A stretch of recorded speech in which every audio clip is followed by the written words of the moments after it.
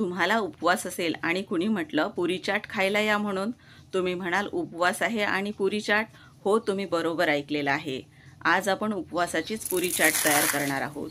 नमस्कार, स्वाद आपल्या घरचा या रेसिपी चॅनलवर तुम्हा सर्वांचे अगदी मनापासून स्वागत आहे. चला तर मग बोलण्यात वेळ न घालवता रेसिपीला सुरुवात करूया. सर्वात आधी साहित्य बघून घेऊया. इथे मी 1 वाटी साबुदाणा घेतलेला आहे. हा कच्चाच साबुदाणा आहे. याला आपण नंतर भाजणार आहोत. आता आपण पुढचं देखील साहित्य पाहून घेऊया. इथे आपण शिंगाड्याचं पीठ घेतलेलं आहे. तर आपण इथे शिंगाड्याच्या पिठाची शेव तयार करणार आहोत. चाटसाठी आपल्याला शेवसुद्धा लागणार आहे. तर ही सुद्धा मी रेसिपी तुम्हाला देणार आहे. आपण विकतचा बटाट्याचा चिवडा घेतलेला आहे. 1 मोठा बटाटा उकडून सोलून घेतलेला आहे. तसंच 1 वाटी दही फेटून साखर यामध्ये टाकून ठेवलेली आहे. अर्धी वाटी डाळिंबाचे दाणे, चवीप्रमाणे लाल तिखट व मीठ घेतलेलं आहे. चला तर रेसिपीला सुरुवात करूया. इथे आपण जाड तळाचं भांडं घेतलेलं आहे आणि त्यामध्ये आपण साबुदाणा टाकून घेतलेला आहे. साबुदाणा छान आपल्याला भाजून घ्यायचा आहे. म्हणजे साबुदाणा जितका छान असा फुलल्या जाईल तितकं छान साबुदाण्याचं पीठ तयार होईल. तर साबुदाणा आपला इथे बघू शकता तुम्ही छान असा फुलल्या गेलेला आहे. इथे जवळून सुद्धा मी तुम्हाला दाखवत आहे. आता हा साबुदाणा आपण गार होण्यासाठी ठेवलेला आहे. तोपर्यंत आपण पुढची तयारी करणार आहोत. साबुदाणा गार होईपर्यंत पुढची तयारी करूया. तर इथे आपण जे शिंगाड्याचं पीठ घेतलेलं होतं ते एका मोठ्या भांड्यामध्ये टाकून घेणार आहोत. त्यामध्ये चवीप्रमाणे मीठ आणि चवीप्रमाणे लाल तिखट देखील टाकून घेऊया. इथे आपण तेलाचा अजिबातही वापर करणार नाही आहोत. इथे आपण शिंगाड्याच्या पिठाची शेव तयार करणार आहोत. उपवास असेल तर तुम्ही अशी शेव तयार करून हवाबंद डब्यामध्ये ठेवू शकता. आरामात 15 दिवस हे शेव टिकले जातात.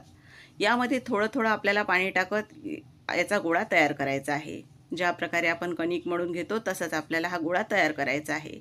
जास्त घट्टही नाही आणि जास्त सैलही आपल्याला हा करायचा नाही. तर इथे तुम्ही बघू शकता अशा प्रकारे मी तयार केलेला आहे.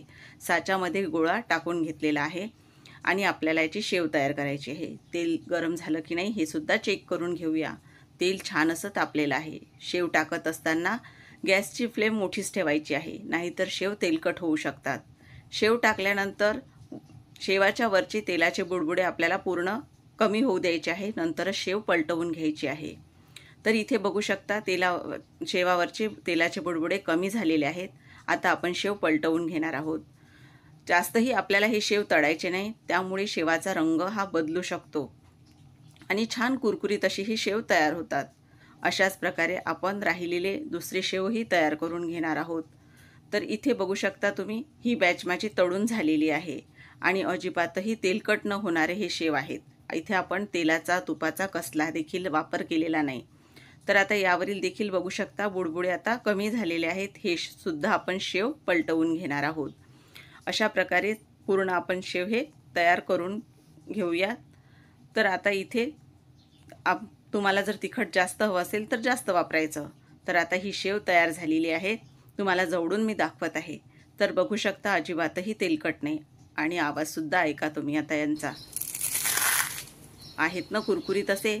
तर तुम्ही नक्की करून बघा.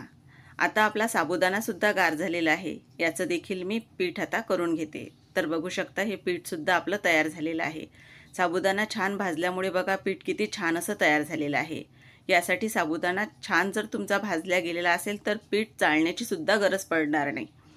आता आपण ज्या भांड्यात शिंगाड्याचं पीठ मळून घेतलेलं होतं त्यामध्ये साबुदाणा टाकून घेणार आहोत. थोडा साबुदाण्याचं पीठ मी बाजूला काढून ठेवते. मला पाहिजे तेवढं मी काढून घेतलेलं आहे. यामध्ये आपण चवीप्रमाणे मीठ आणि तिखट टाकून घेणार आहोत. आपण इथे उपवासासाठी ही चाट तयार करणार आहोत, त्यामुळे इथे मी जिरं वापरलेलं नाही किंवा कोथिंबीर देखील वापरलेली नाही. तुम्ही जर खात असाल तर टाकू शकता यामध्ये. आता साबुदाणा लगेचच पाणी शोषून घेतो, त्यामुळे सुरुवातीलाच एकदम घट्ट असं हे पीठ मळून आपल्याला घ्यायचं नाही. नाहीतर मग साबुदाणा म्हणजे तुम्हाला भिजवायला खूप त्रास होईल. तर आता इथे बघू शकता मी हाताचा छान दाब देऊन हे पूर्ण जे पीठ आहे ते मळून घेत आहे. खूप छान असं हे पीठ मळल्या जातं आणि जेव्हा याची आपण चपाती लाटणार आहोत तर ती अगदी सहजपणे लाटल्या देखील जाते. तर इथे 2 ते 3 मिनटं छान असं आपल्याला हे पीठ मळून घ्यायचं आहे आणि तयार झालेलं हे पीठ आपण जेव्हा लाटतो तेव्हा आपल्याला तेला तुपाचा कसलाही हात पोळपाटाला लावावा लागत नाही. तर आता याचे आपण गोळेसुद्धा तयार करून घेणार आहोत. आपण गोळे तुम्हाला पाहिजे तेवढ्या साईजचे तुम्ही तयार करू शकता. इथे जवळून बघा पीठ किती छान तयार झालेलं आहे.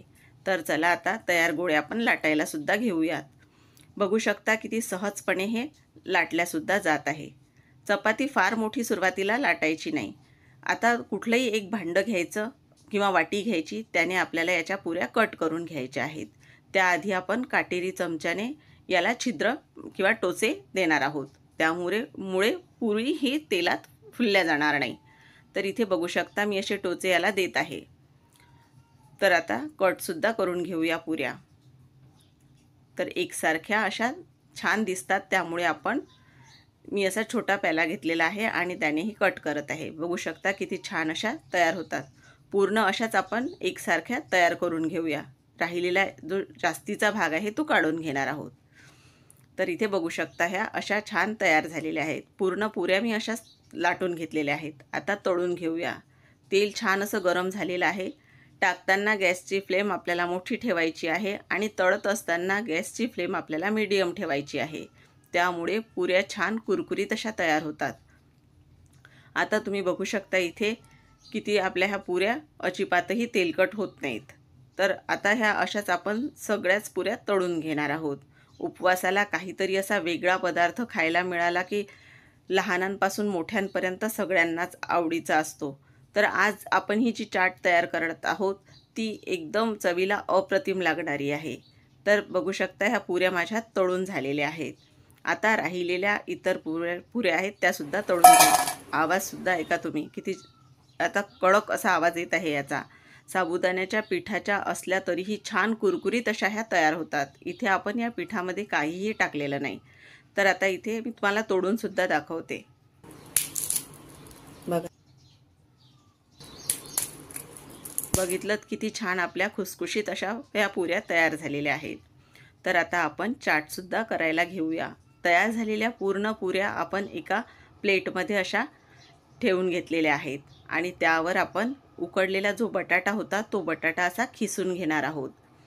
एकसारखा असं पूर्ण पुऱ्यांवर आपण हा टाकून घेणार आहोत. त्यामुळे पुऱ्या खायला खूप छान लागणार आहेत.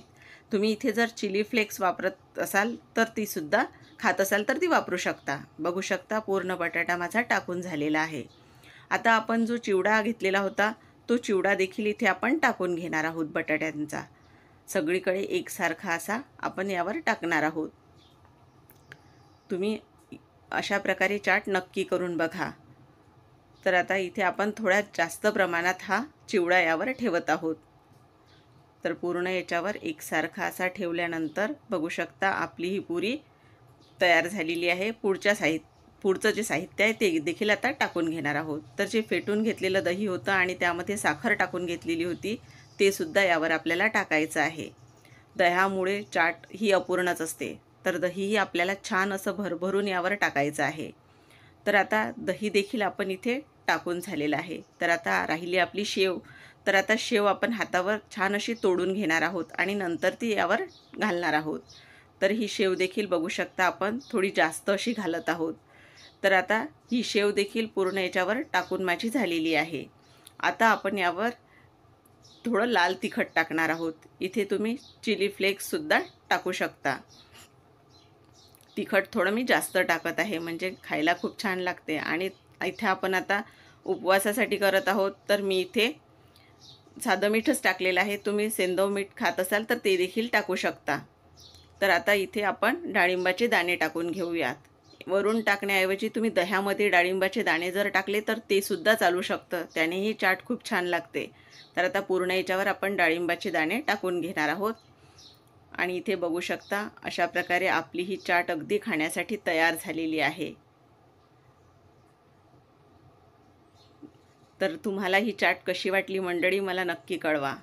व्हिडिओ आवडल्यास व्हिडिओला जास्तीत जास्त लाईक व शेअर करा आणि नवीन असाल तर चॅनलला सबस्क्राईब करा. पुन्हा अशाच उपयुक्त रेसिपीसोबत भेटूया. तोपर्यंत धन्यवाद.